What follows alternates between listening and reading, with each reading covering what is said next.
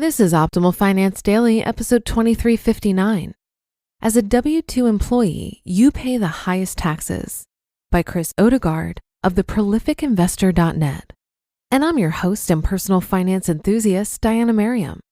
Welcome to Optimal Finance Daily, the show where I read to you from some of the best money and personal finance blogs on the web, each and every day of the week. So let's hear today's post and start optimizing your life. As a W-2 employee, you pay the highest taxes, by Odegard of theprolificinvestor.net. Did you know that as a W-2 employee, you pay the highest taxes, higher than businesses and investors? The reasons for this and the overall misunderstanding of the tax system played out in a recent Facebook discussion. Unbeknownst to me, a discussion was taking place on Facebook recently between some friends of mine about a news article naming 91 companies that paid no federal taxes in 2018. A comment by one person was that he wished he could buy legislation whereby he could pay no federal taxes. Another comment was that you have to have a high-paid CPA in order to avoid taxes. That's when one friend tagged me and asked what I thought about all this. Naturally, I was very happy to jump in, as taxes, particularly the legal avoidance of them, are one of my favorite subjects. My comments were something along these lines. Thanks for including me in this conversation. Taxes are one of my favorite subjects and are very misunderstood by most people. The government uses tax laws to reward activity that stimulates the economy. If you want to pay less taxes, you just have to do the type of activity the tax laws reward. And you don't have to be rich or have a high-paid accountant to do this. The best tax moves I've made in my investing career came from me through my study of the tax law and from networking with other successful business people and investors.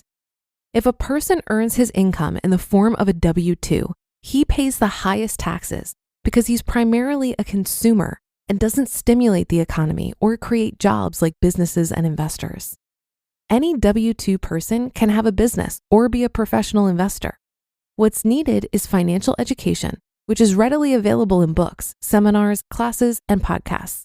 If you want to reduce your taxes, start by reading Tax-Free Wealth: How to Build Massive Wealth by Permanently Lowering Your Taxes by Tom Wheelwright.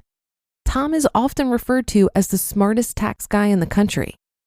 One of the best ways to illustrate the difference between how the IRS taxes employees versus businesses and investors is to look at when in the business cycle they're taxed and on what type of income.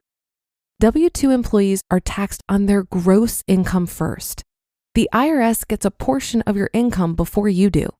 If you're a business or a properly structured investor, you pay taxes on your income after expenses and pay the IRS quarterly. You actually get the use of your money before the IRS. Let's do the math. To simplify the example, I've made some assumptions. Gross monthly income, $10,000. Monthly expenses, $5,400. Income tax rate, 32%. The W-2 employee. The W-2 employee has it the worst.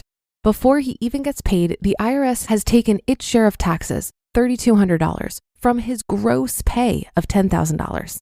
Then the employee gets to pay his living expenses, $5,440, with the money that's left over, and maybe save a little, $1,360.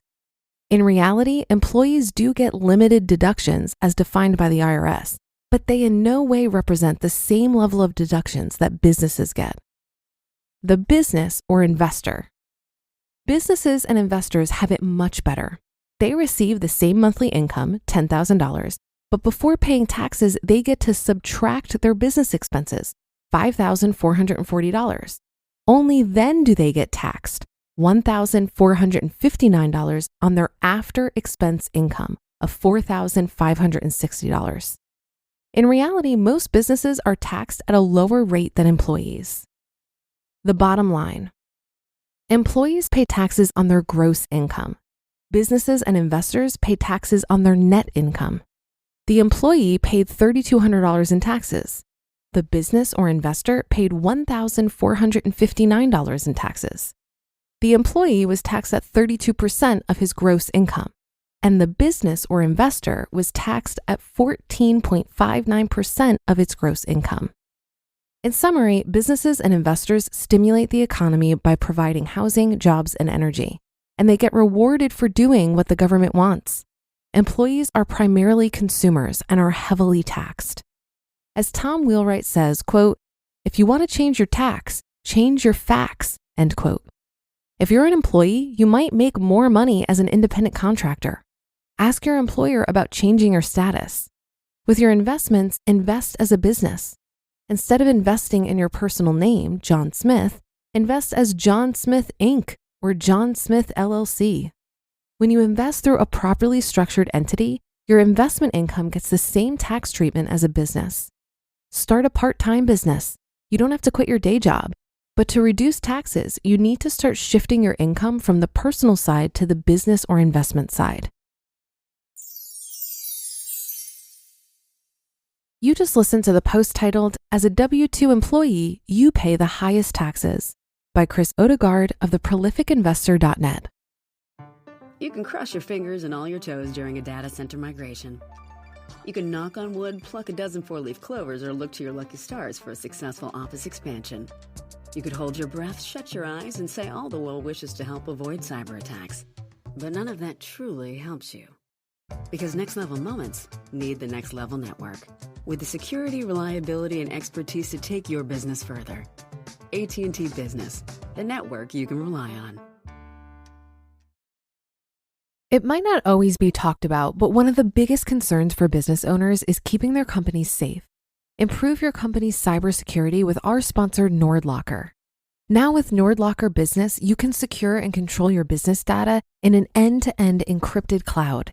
See and manage the organization's data via your admin panel. Your business data stays protected from data leaks, ransomware, and theft.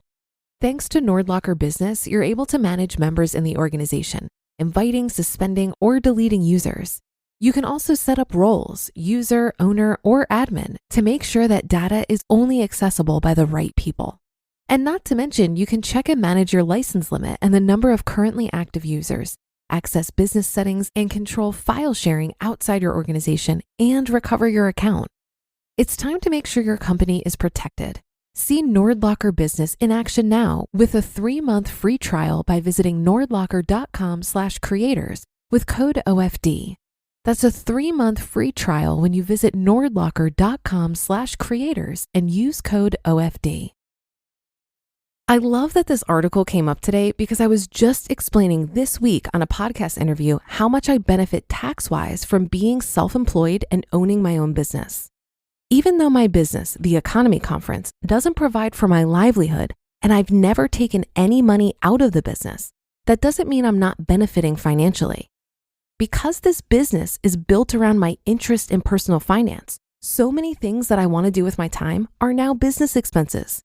Every conference I go to is now a business expense because I'm an event producer, so I'm doing research and I meet so many of my speakers, partners, and sponsors at other events.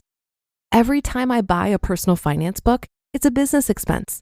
When I buy snacks to contribute to a local F.I.R.E meetup, that's a business expense because I'm networking. The computer I'm typing these words into and my phone and my internet and my health insurance, all business expenses. The tax code favors business owners, and I wasn't able to deduct so many of the things I can now when I was a W-2 employee. All of these expenses bring down my taxable income. And if it sounds like I'm somehow cheating the system, my CPA can assure you that I'm not. Every single thing I claim as a business expense is backed up by a receipt and I can justify the business purpose.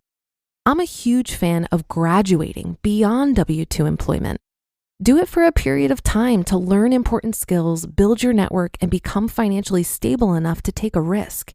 And then switch to self-employment and enjoy more time, freedom, and tax benefits. That should do it for today. Thank you for being a subscriber to the show. Have a great rest of your day, and I'll see you tomorrow where your optimal life awaits.